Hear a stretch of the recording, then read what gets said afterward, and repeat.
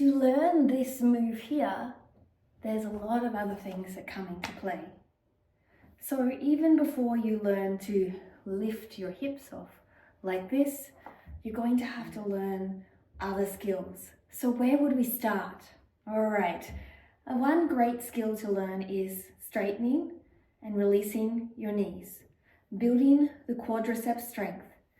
Even if your legs do not lift off the ground, what you can do is place a block underneath here, and then you're lifting in this motion.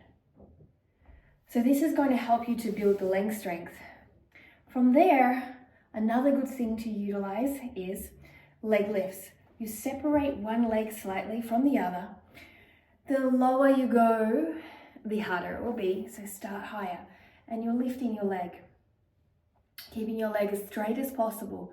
You're doing 10 repetitions. Make it a little bit harder. You're going to stick your bottom out, arch your back, and lift. This is going to get into your deep core.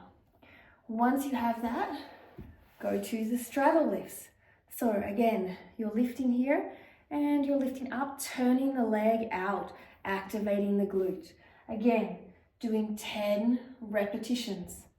Once you have conquered both of those, you can start to bring those legs together and do your repetitions here in your double together and your double open. Okay, so these things are very, very important to learn. On top of that, learning the LSIT, you're going to need flexibility. So working into stretching. Now, this stretch is great, but I would actually suggest that you do a standing stretch. From here, you step 1 foot forward, you lift up onto the front foot if you have nerve issues, and you lean on the front foot and you bring yourself down. Holding for 1 minute. This is going to really help you, both sides unilaterally, to increase the hamstring flexibility. This will be instrumental in helping you with getting your leg lifts. Now, on top of that, you're going to need good core strength. So working in things like your boat pose and then extending, this is going to help. Working into your V-sits, this is going to help. These things are all part of lifting the core up. You want to work on your arm strength. So working into plank, high plank, working into scapular shrugs, maybe even working into extended and down. Keeping nice and strong. It's really important that you understand that this requires a full body strength. You also want to work into side body movements. So lifting up out of your shoulder, so you're pushing up out of your shoulder, then lifting up. Holding here, making sure you're extending the hip up.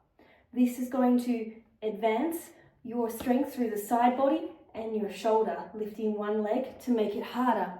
To get a little bit more oblique work, oblique crunchies. Small movements make a big difference.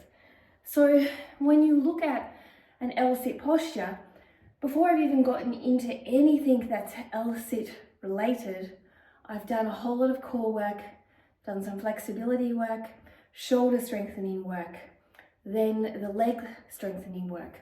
Now, if you are starting to get into it and you're feeling like you're strong, use blocks to place underneath you to add an extra lift. From there, we want to work on a little bit more strength, so you can use your socks and you place your hands here or on blocks and you're sliding in and back and back. And from there you can take one leg off. You can also slide the opposite direction. So firstly you slide in and out and then you slide forward.